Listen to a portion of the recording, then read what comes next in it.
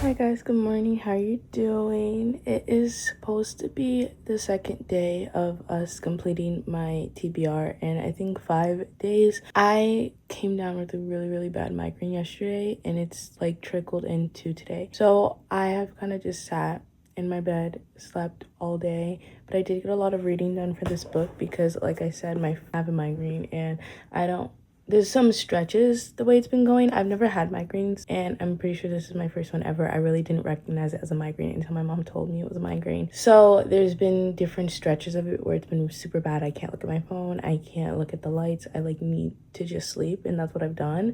And then there's been stretches of it where it's kind of like a dull ache in the back of my head where I can like get up and move and talk and stuff, but I feel fine. I was in that dull ache. Now that the camera's on, I do feel like it's transitioning back into that, oh, I'm gonna need to stop talking and stop doing stuff very soon. So I'm gonna try to make this quick. Yesterday I started the first book I wanted to read, which was Eleanor Oliphant is Completely Fine by Gail Honeyman. This book I put off for a very long time, and then I watched a reading blog and it had such high praises for this book.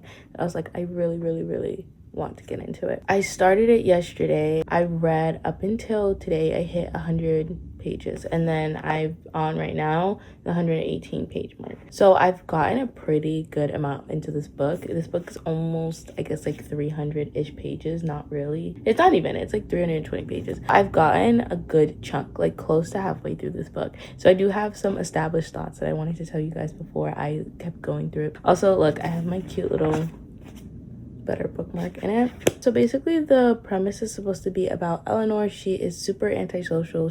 I guess she is just out of the norm, and she meets this IT guy. He's supposed to help her like break out of this and explore finding a new version of herself. I only knew that bare bones synopsis walking into this book. Now into the book, seeing her antisocialness, it's a different extent of antisocial. We meet her and she kind of explains to us her schedule, and it's like based around how lonely she is. She's very isolated. She grew up in foster care. Her only person she's in contact with is her mom, and her mom is a very abusive figure in her life who is in jail right now, has committed something really horrible. We don't really know what it was, and Eleanor has a scar on her side, and they're kind of referencing that event, but like we've never seen the event. Obviously they're having a flashback and explanation or anything. She has a job, but her coworkers don't like her because she is super blunt. She uses such big vocabulary. It's like almost funny the way she is, and she's very clear and she doesn't sugarcoat anything. But I think the part where it's like getting misunderstood is the fact that she is so out of it and hasn't interacted with people in so long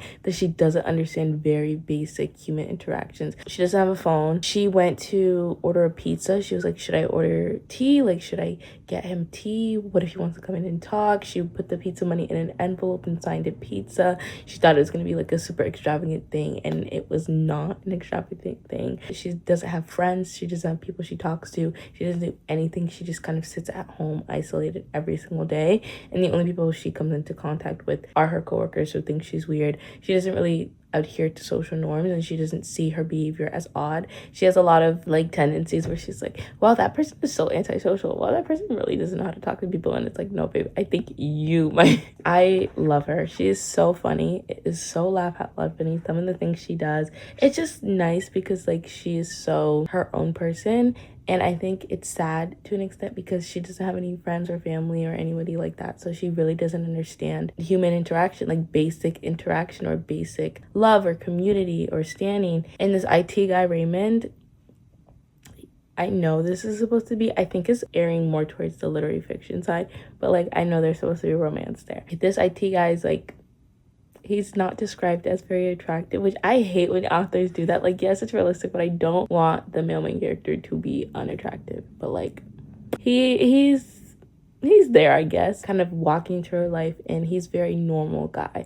Like, he likes to wear like graphic t-shirts, and he like visits his mom, and he's super good with strangers and all this stuff. And this event happens where they see this old man fall on the street, and over time, well, Raven's like, well, do you want to visit him, and do you want to do this, and do you want to do this? And she's like, sure. Already slowly we've seen that he is integrating her into just the world in general. Also, I don't want to spoil too much of this plot because I feel like I've given a lot out already, but there's this main goal that she has right now that's really, really funny and out of touch, because I think it takes a couple of pages or chapters, I guess, to understand what she's actually trying to do and like what the situation is.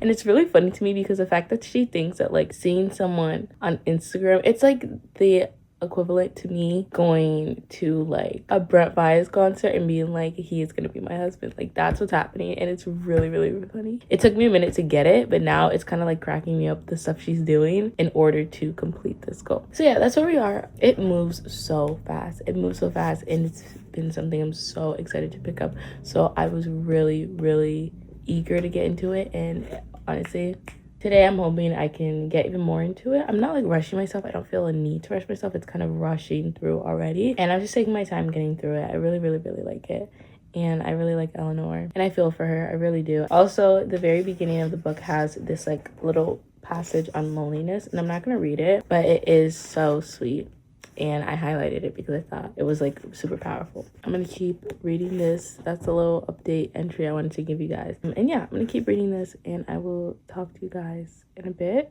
when I have any updates.